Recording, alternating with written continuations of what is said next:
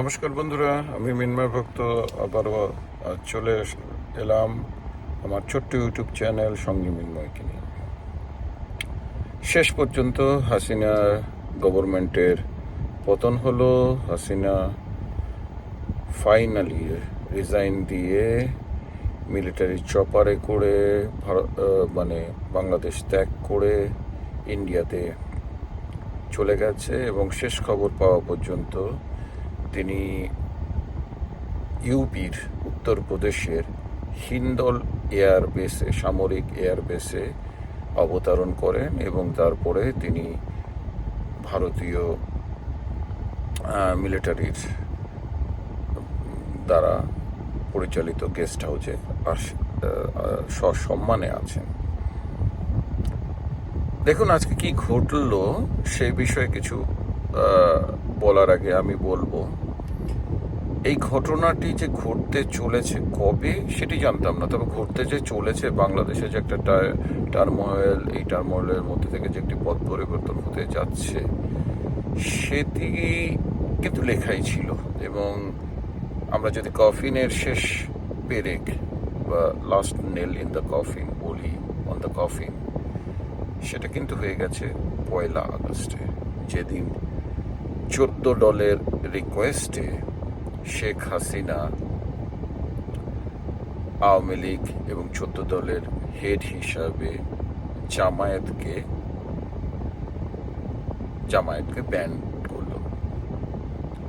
দেখুন, বাংলাদেশে জামায়াত যদিও বা জামায়াত এবং পাকিস্তান পন্থী, যারা মুক্তিযুদ্ধের বিপক্ষের শক্তি বলে চিহ্নিত, তারা কিন্তু তাদের নিবন্ধন বাংলাদেশ সুপ্রিম কোর্টের নির্দেশে তাদের নির্বাচনের নিবন্ধন থেকে মুক্ত হয়েছিল অনেকদিন আগেই, কিন্তু তারা কিন্তু কাজ করে যাচ্ছিল। তো যাই হোক, এই বিষয়ে বলার আগে আজকে কি ঘটনা ঘটলো, শেখ হাসিনার রেজিগনেশন এবং তারপরে একটা ছোট্ট ঝলক দেখে নেন বাংলাদেশে কি বিশৃঙ্খলা। শেখ হাসিনার যে বাসভবন, সেই বাসভবনের ভেতর জনগণ ঢুকে গেল, উশৃঙ্খল জনতা ঢুকে গিয়ে জিনিসপত্র ভাঙচুর, লুটতরাজ করল। সেই সাথে শেখ মুজিবুর রহমান, যিনি বাংলাদেশের ফাদার অব দ্য নেশন আমরা বলি, তার মূর্তি স্থাপনা কি নৃশংসভাবে ভাঙচুর করছে সেটার ঝলকটা দেখে নিন, তারপরে আমি আসছি।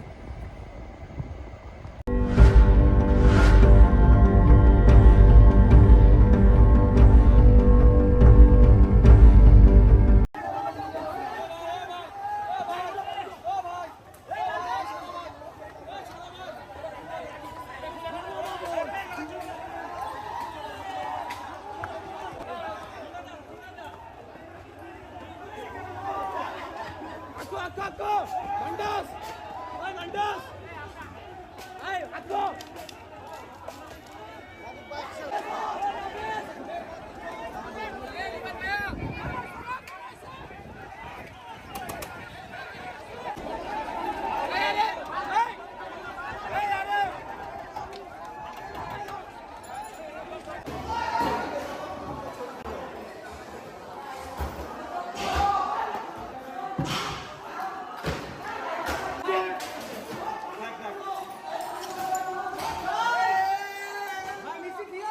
দাঁড়িয়ে বলতেছি, এই 16 বছরের স্বৈর শাসকের আজকে পতন হয়েছে। আমরা জয়যুক্ত করেছি, আমাদের বিজয় নিশ্চিত হয়েছে।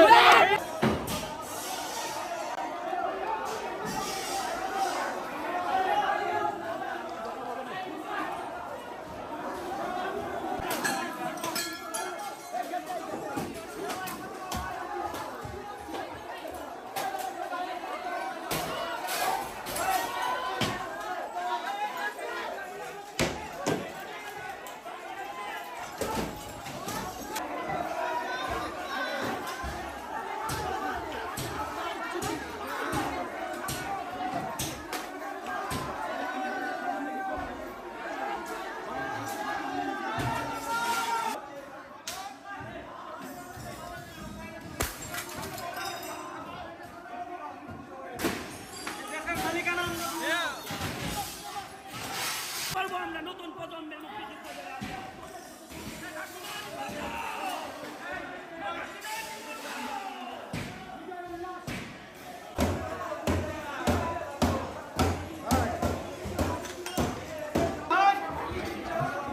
আগের প্রায় 100 জন ভাই শহীদ হয়েছে এবং সেই শহীদের বিনিময়ে আজকে আমরা ঢাকা মাস এর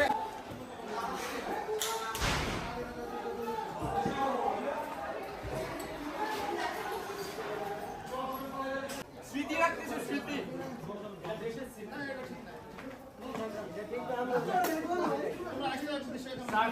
এটা নিচ্ছি স্যার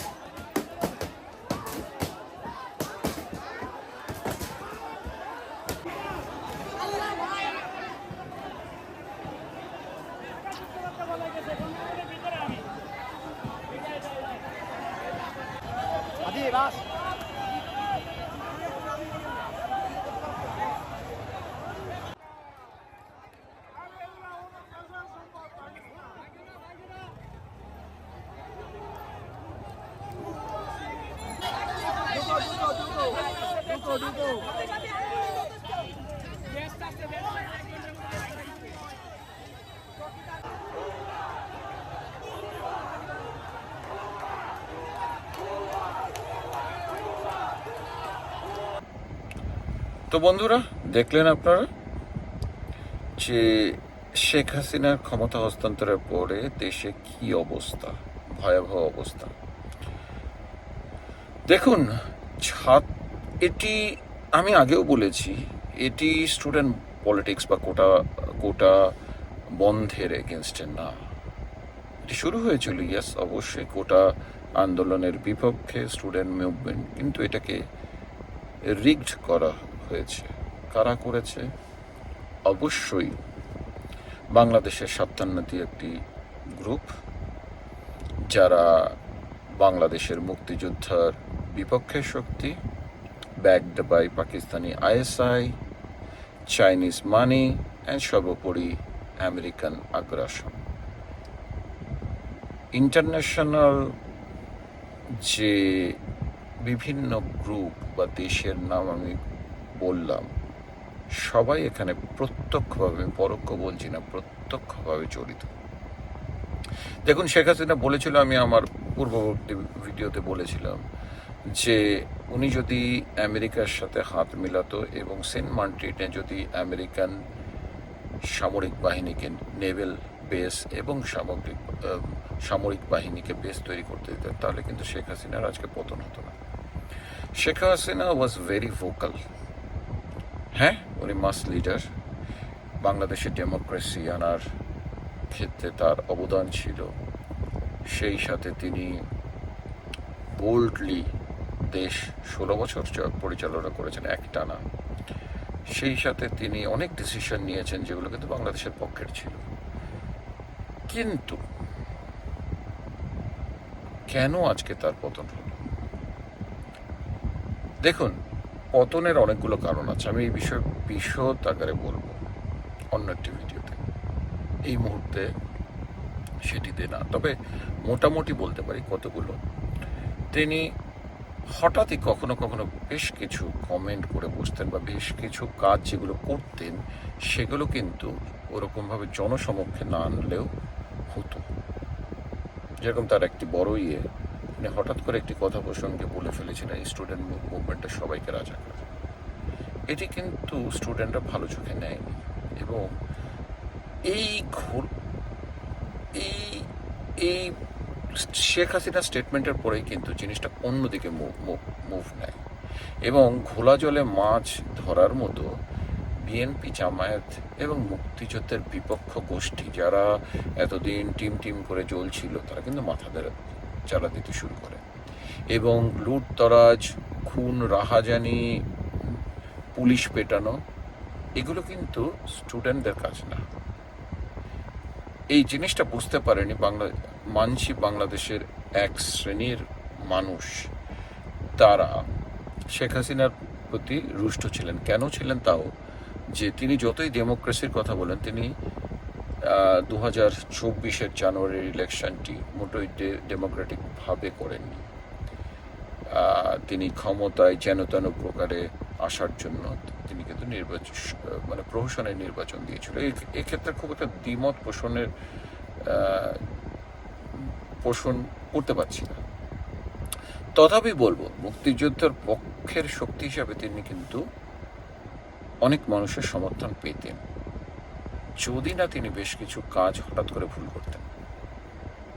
তার মধ্যে একটা আমি বললাম যে তিনি বলেছিলেন রাজাকারের নাতিদের, স্টুডেন্ট মুভমেন্টটা তখন হঠাৎ করে হয়ে গেল রাজাকার ভার্সেস মুক্তিযোদ্ধাদের। তারপরে যেটি আরেকটি বড় ভুল, হঠাৎ করে তিনি কিন্তু দেখুন 16টা বছর কিন্তু একটা বিশাল 1 যুগেরও বেশি তিনি কিন্তু সময় পেয়েছিলেন। তিনি এর মধ্যে বাংলাদেশকে গড়েছেন, there is no doubt.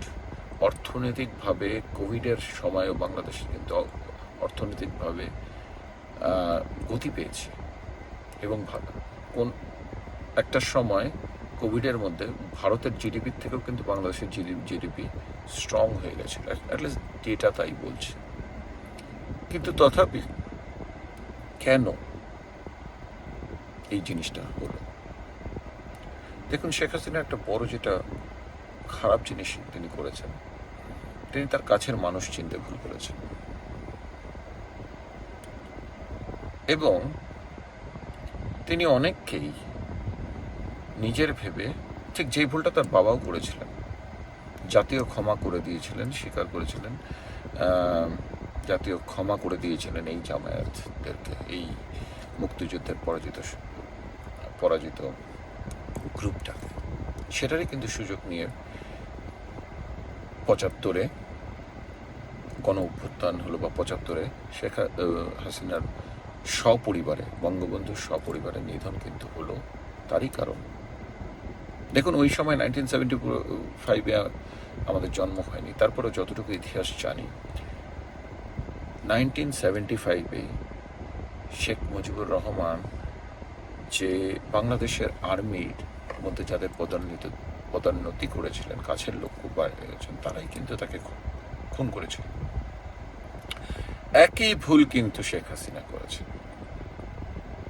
Sheikh Hasina হঠাৎ করে তার কাছে যে অনেকেই চলে এসছে, তাদের চেক অ্যান্ড ব্যালেন্স কিন্তু করেননি। তিনি 96-তে বলে এসেছিলেন যে যোগ্য মুক্তিযোদ্ধাদের তিনি পদোন্নতি দেবেন, কিন্তু সেটি কিন্তু সে করেননি। কিছু অযোগ্য মুক্তিযোদ্ধাদেরকে তিনি লাইমলাইটে এনেছিলেন। পরবর্তীতে 2008-এ তিনি ক্ষমতায় এসে যে দীর্ঘ 16 বছর থাকলেন, সেক্ষেত্রেও কিন্তু ক্রমশ তিনি অনেক ক্ষেত্রে অযোগ্য লোকজনদেরকে ক্ষমতায় বসিয়েছেন, এবং তারাও জি ম্যাডাম করতে করতে আজকে এই পরিণতি। কাজেই আজকের এই পরিণতির জন্য আমি কিছুটা অংশে শেখ হাসিনাকেই দায়ী করব, কারণ তিনি ভুল করেছেন। আমি যতদূর জানি, বঙ্গবন্ধু মারা যাওয়ার আগে তাকে কোনো এক সাংবাদিক জিজ্ঞেস করেছিলেন যে আপনার সব থেকে দুর্বলতা কি? তখন তিনি বলেছিলেন, আমার সব থেকে দুর্বলতা, আমি আমার মানুষদের খুব ভালোবাসি, আমি আমার দেশবাসীকে খুব ভালোবাসি। শেখ হাসিনা বঙ্গবন্ধুর কন্যা, তিনিও সেই ভুলটি করলেন। তিনি দেশবাসীকে খুবই ভালোবেসেছেন, এটাই তার দুর্বলতা। তিনি চিনতে পারেননি কাছের লোক বা কাদের করা উচিত। দেখুন, এই ছাত্রদের মধ্যে সবাই তো রাজাকার না, বা সবাই মুক্তিযোদ্ধারও মতাদর্শী না। ভিন্ন মত স্বাধীনতার 50 বছর পরে কি থাকবে না? অবশ্যই থাকবে। যেই এক্সট্রিম যে জিনিসটা, সেটাকে বাদ দিলে কিছুটা ফিল্টার করে কিন্তু উনি পারতেন অনেককেই একত্রিত করতে। সেই সাথে আমার আরেকটি জিনিস হচ্ছে যে মুক্তিযুদ্ধ, এই যে মুক্তিযোদ্ধা যারা, অনেক মুক্তিযুদ্ধে পৃথিবী ছেড়ে চলে গেছেন, এখনো যারা বেঁচে আছেন তারা সবাই প্রায় 75 ঊর্ধ্ব, কারো কেউ কেউ আরও বেশি বয়স, এবং তারা সবাই বয়সের ভারে ভারাক্রান্ত। কিন্তু তাদের মধ্যে অনেকেই কিন্তু আছে বাংলাদেশে বিভিন্ন জায়গায় সার্ভিস করা বা বহির্বিশ্বে সার্ভিস করা, অত্যন্ত এডুকেটেড। আমার তাদের কাছে কোয়েশ্চেন, আজকে যেই বাংলাদেশটিকে দেখছেন যে ফেইলিয়ার স্টেট, আমি তো বলবো এটা টোটালি ফেইলিয়ার স্টেট। কেন? কারণ ফেইলিয়ার স্টেট হচ্ছে যে প্রিন্সিপালের উপর বেস করে বাংলাদেশ হয়েছিল 4টে প্রিন্সিপালের উপর: ধর্মনিরপেক্ষতা, গণতন্ত্র, সামাজিকতা আর অর্থনৈতিক মুক্তি, বা সাম্যবাদ আর অর্থনৈতিক মুক্তি। দেখুন, ধর্মনিরপেক্ষ থেকে বাংলাদেশ অনেক অনেক দূরে চলে গেছে। বাংলাদেশে ধর্মনিরপেক্ষতা বলে কোনো কিছু নেই। এটি আমি বহুবার আমার বহু ভিডিওতে বলেছি। শেখ হাসিনার 16 বছরের বা 15 বছরের আমলেও এই লাগাতার প্রতি বছরই কিন্তু কোনো না কোনো জায়গায় বাংলাদেশে হিন্দুরা অত্যাচারিত হয়েছে, হিন্দু মন্দির ভেঙেছে, সব কিছু। তাহলে কোথাকার আপনি গণতন্ত্র যেটা বলছেন, সেই গণতন্ত্র প্রতিষ্ঠা করতে চেয়েছেন? আজকে দেখুন, আজকের যে ঘটনা পরে সব থেকে বেশি সাফারার কারা হচ্ছে জানেন? বাংলাদেশের ওই বিলো 10% হিন্দুরা। তাদের দেখবে কে? এই বিষয়ে একটা কোয়েশ্চেন আজকে করেছিল হোয়াইট হাউসের প্রেস সচিবকে কোনো একজন, আমি ঠিক জানি না, কোনো একজন বাংলাদেশি আমেরিকান সাংবাদিক, যে মাইনরিটিদের নিয়ে আপনাদের এই যে অত্যাচার হচ্ছে কি ভাবছেন। শুনে নিন কি বলছেন, তারপরে আসছে। One at a time. The recent fall, we already know Bangladesh government led widespread violence and chaos. What measure is the U.S. State Department or U.S. taking to address the reported atrocities against minorities and general populace in Bangladesh? So a few things. Number one, as I made clear, what we are calling for today is an end to the violence and for accountability. Now, as to what accountability looks like, that's something that should take place under Bangladeshi law. Obviously, anyone responsible for acts of violence, acts that break the law, should be held accountable for them. তো বন্ধুরা, শুনলেন, চিটাগাং, ঢাকা, বরিশাল, ময়মনসিংহ, ফরিদপুর, সব জায়গাতে, রাজশাহী, নাটোর, সিরাজগঞ্জ, বিভিন্ন জায়গায় হিন্দু মন্দির ভাঙছে, হিন্দুদের অত্যাচার করছে। আচ্ছা, শেখ হাসিনার প্রতি যদি কোনো অসন্তোষ থাকে, বাংলাদেশের কোটার প্রতি যদি অসন্তোষ থাকে, তার বলির বাঁকড়া কি হিন্দুদের করাটা ঠিক? আমি জানি না, আমার কষ্ট লাগে বাংলাদেশের এই মাইনরিটি গ্রুপের জন্য, কিন্তু কি করা যাবে? কিছু করার নেই। কারণ এই মাইনরিটিদেরই যারা ক্ষমতায় ছিল বা যারা সমাজের প্রভাব প্রতিপত্তিওয়ালা হিন্দুরা ছিলেন, তারা কি করেছেন এই কমিউনিটির জন্য? ভাবলে হাসি লাগে। শেখ হাসিনার আমলে আমরা যেটা বলি, আমি তো আইটিতে কাজ করি, আমরা একটা টার্ম ইউজ করি, কেপিআই, কি পারফরমেন্স ইন্ডিকেটর।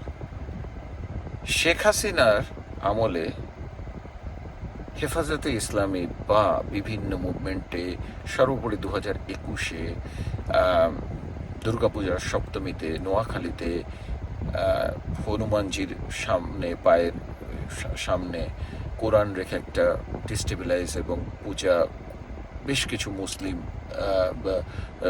গুনস আমি বলবো, তারা হিন্দুদের মন্দির বাড়িঘর লুটতরাজ মেরে ফেলা, ইসকন মন্দিরে হানা করার পরেও আমি এই সমস্ত বাংলাদেশি হিন্দুদেরকে বলতে শুনেছি, না না না, সরকার তো অনেক কিছু করছে। কি কেপিআইস তারা দেখাতেন, কি পারফরমেন্স ইন্ডিকেটর। ও আগে এরশাদের আমলে, খালেদার আমলে একটা দুটো সচিবও ছিল না হিন্দু, আজকে 7 জন 8 জন 10 জন 11 জন সচিব। আমার হাসির পেত, বলতাম কোনো কোনো জায়গায়, তারা আমার সাথে এগ্রি করতো না, তারা আমাকে কট্টরবাদী হিন্দু বলতেন। সেম থিং আমার ওয়েস্ট বেঙ্গলের যারা বামপন্থী হিন্দু আছে তারাও একই কথা বলতেন। কিন্তু তারা আমার থেকে অনেক শিক্ষিত, এই গ্রুপটা আমার থেকে অনেক শিক্ষিত। অনেক বছর তারা বাংলাদেশ গভর্নমেন্টে বা ওয়েস্ট বেঙ্গলের সিপিএম গভর্নমেন্টের আমলে বা তৃণমূলের আমলে বড় বড় পোস্ট, বড় বড় জায়গায় কাজ করেছে। শিক্ষাগত যোগ্যতা আমার মতো ছারপোষ ইঞ্জিনিয়ারের থেকে অনেক বেশি,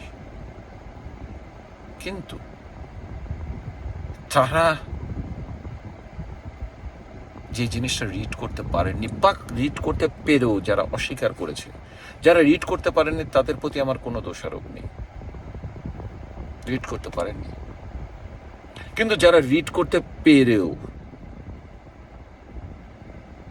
বলে গেছেন না কিছুই হয়নি, সেই গ্রুপটা, তার মধ্যে আমার আত্মীয় স্বজন হোক বা বন্ধু বান্ধব হোক, যারা এটা করেছে, আমি বলবো আজকে তারাও কোনো না কোনো অংশে দায়ী আজকের এই অবস্থার জন্য। সেই সমস্ত মুক্তিযোদ্ধা, সেই সমস্ত বামপন্থী লোকেরাও দায়ী, সেই সমস্ত হিন্দু সোকাল সেকুলার তারা দায়ী।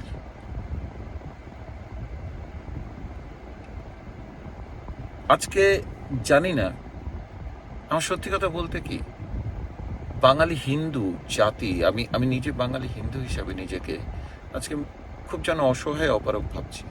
কেন ভাবছি? কারণ আমার যেন কেন মনে হচ্ছে আমারই মনে হয় পথটা ভুল। আমার ন্যাশনালিস্টিক ভিউ, আমার ওয়ে অফ থিঙ্কিং, তার যেন কেন ভুল মনে হচ্ছে। কেন মনে হচ্ছে? দেখুন, আজকে এই যে বাংলাদেশে যে হিন্দু অত্যাচার, এটা নতুন ঘটনা না। 1971-এর আগেও হয়েছে, 71-এর পরেও হয়েছে, প্রত্যেক বছর হয়েছে। শেখ হাসিনার আমলেও হয়েছে, খালেদা জিয়ার আমলেও হয়েছে, এরশাদের আমলেও হয়েছে, জিয়াউর রহমানের আমলেও হয়েছে। ইভেন 75-এর আগেও ঘটনা ঘটেছে বঙ্গবন্ধুর জীবনদশায়। তখন সোশ্যাল মিডিয়া ছিল না, আমরা জানতাম না, কিন্তু হয়েছে। এটি একদিনে হয় না।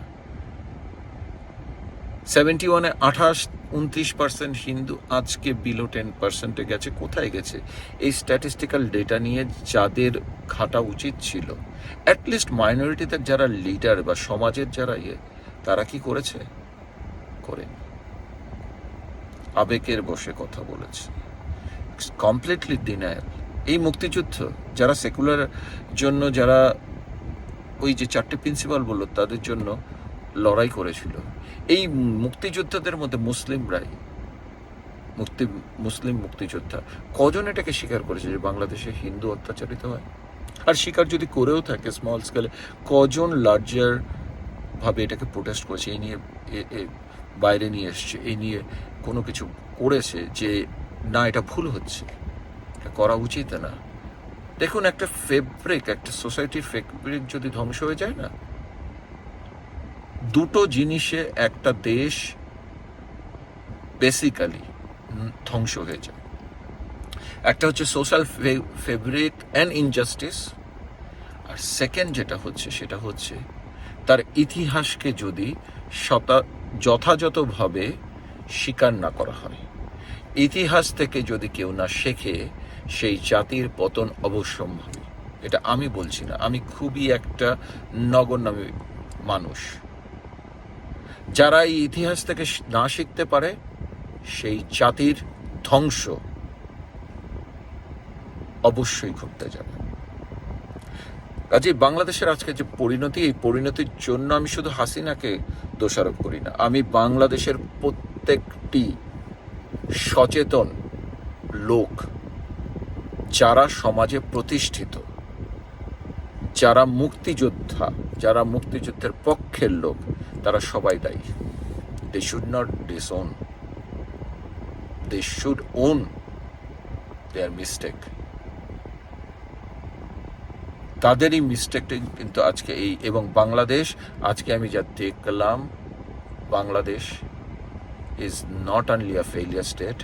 খুব তাড়াতাড়ি বাংলাদেশে তালিবানি গভর্নমেন্ট, তালিবানি বলতে আমি তালিবান গভর্নমেন্ট আফগানিস্তান থেকে বলছি না, জামায়াত এবং পাকিস্তানপন্থী যারা, তারাই প্রতিষ্ঠা পাবে। কারণ সেনাবাহিনীর প্রধানের সাথে আজকে যে মিটিং হয়েছে, এবং তারা যখন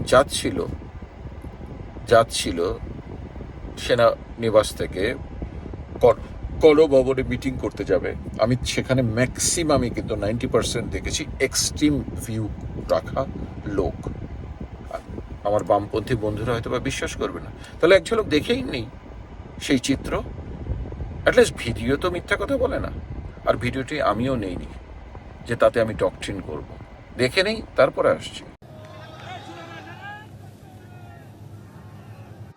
আমি এই মুহূর্তে রয়েছি যে জাহাঙ্গীর গেটে, ক্যান্টনমেন্টের যে মূল ফটক, সেই ফটক থেকে দেখছেন যে বের হচ্ছে, এখানে সেনা প্রধান বের হচ্ছেন। সেনা প্রধানের সাথে যে রাজনৈতিক যে ব্যক্তিবর্গ ছিল, যে রাজনৈতিক দলগুলোকে ডেকেছিল, তারা সকলেই বঙ্গভবনের উদ্দেশ্যে রওনা দিয়েছেন। দেখতে পাচ্ছেন যে একে একে গাড়ির বহর চলে যাচ্ছে। প্রথমে এখানে আসিফ নজরুল ছিলেন, এখানে ছিলেন জুনায়েদ সাকি। আপনারা দেখতে পাচ্ছেন যে সেনাবাহিনী প্রধান তাদেরকে সকলকে নিয়ে, সকল রাজনৈতিক দলকে নিয়ে তারা বঙ্গভবনের দিকে রওনা হয়েছেন। আপনারা দেখতে পাচ্ছেন গাড়ির বহর একে একে একটি একটি করে গাড়ি বের হচ্ছে ক্যান্টনমেন্টের ভেতর থেকে। আপনারা জানেন যে কিছুক্ষণ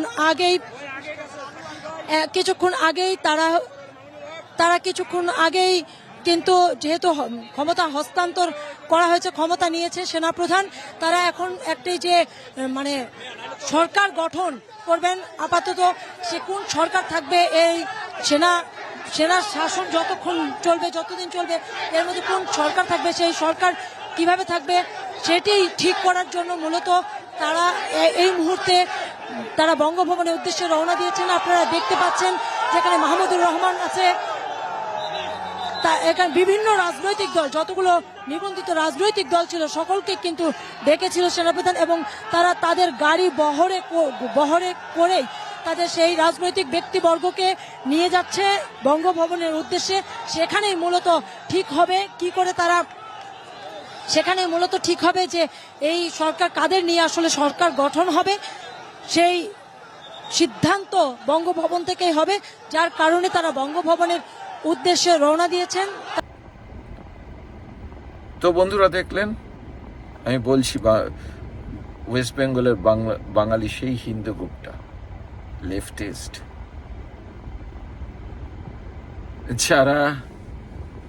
যারা মাংস না খেলে যাদের চলে না, যাদের কি মাংস আমি বলছি না, মানে মাংস, হ্যাঁ বিভিন্ন রকমের মাংসই তো হতে পারে।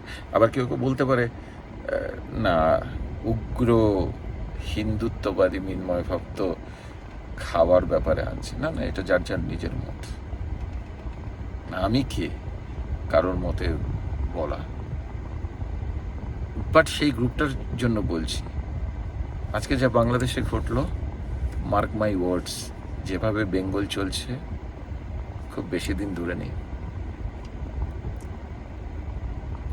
সোকল সুডো সেকুলার যারা আমেরিকায় থাকে, কানাডায় থাকে, যারা ডোনাল্ড ট্রাম্পকে নিয়ে অনেক কিছু বলে, কিন্তু কমলা হ্যারিসের পক্ষে গিয়ে থাকুক, সেটা তাদের যার যার ব্যাপার, রাজনীতি যার যার ভিউতে হবে, কোনো ব্যাপার না। তবে তাদের জন্য আমি বলছি, বেঙ্গলের সেই গ্রুপটার জন্য বেশি দিন দূরে নেই। এই দিনটির জন্য আজকে 5th আগস্ট 2024 যেভাবে যাচ্ছে ওয়েস্ট বেঙ্গল, এই ওয়েস্ট বেঙ্গলও কিন্তু আর 10টা বছর এভাবে গেলে খুব তাড়াতাড়ি ওয়েস্ট বেঙ্গলও কিন্তু পতন ঘটবে, এবং সেক্ষেত্রে কিন্তু আরেকটি বেঙ্গল ভাগের জন্য তৈরি থাকুন। যাই হোক, বাংলাদেশ নিয়ে আরও কিছু বলবো অন্য একটি ভিডিওতে, বা আরও লাগাতার বেশ কয়েকটা ভিডিওতে। তার মধ্যে একটা জিনিস আমি আমার নেক্সট ভিডিওতে আনার চেষ্টা করব, যেটি আমি আগেও বলেছি, যে বাংলাদেশে কি পরিমাণ এই হাসিনার আমলেও ভারত বিরোধী রয়েছে। সেই কি স্লোগান, এই ভারত বিরোধী স্লোগান যে এই স্টুডেন্ট মুভমেন্টের মধ্যে প্রকাশ করেছে, সবই নিয়ে আসবো আমি ডিফারেন্ট ভিডিওতে। দেখুন, আমি ইউটিউবার নই। হ্যাঁ, আমার কথা বলতে ভালো লাগে, বলি। অনেক বছর আগে আমি লেখালেখিও করতাম, কিন্তু তারপরে দেখলাম লেখালেখি is not easy. After all প্রচণ্ড কাজের ব্যস্ততার পরে লেখালেখি হয় না। সেই লেখালেখি, তারপরে সেটাকে টাইপ করো, সেভ করো, অনেক ব্যাপার। তাই চেষ্টা করি আমার অল্প প্রচেষ্টায় মানুষজনকে একটু সজাগ করতে। জানি পারি না, তারপরও চেষ্টা করে যাই না। যদি একজন মানুষও বুঝতে পারে, সেটাই নয় আমার জীবনের সার্থকতা রইল। সে আত্মীয় স্বজনের মধ্যেই হোক, কাছের লোকজনের মধ্যেই হোক, আর বাইরের বন্ধু বান্ধবের মধ্যেই হোক। তবে আমার খুব কষ্ট হয় বাঙালি হিন্দুদের জন্য। আমি নিজেও বাঙালি হিন্দু। কষ্টটা ওইখানেই যে যারা নিজেদের ভালোটা বুঝতে পারে না, যারা নিজেদের ঐতিহ্যকে বুঝতে পারে না, প্রচণ্ড কষ্ট হয়। সেই কষ্ট থেকে কখনো কখনো কোনো বন্ধু বান্ধবের সাথে খারাপও ব্যবহার করি, কিন্তু পরবর্তীতে মনে হয়, হ্যাঁ আমি নয় বললাম, এই খারাপ ব্যবহারটা করেই বা লাভ কি হলো? হ্যাঁ জানি এরা শুধরাবে না। আরে কমসে কম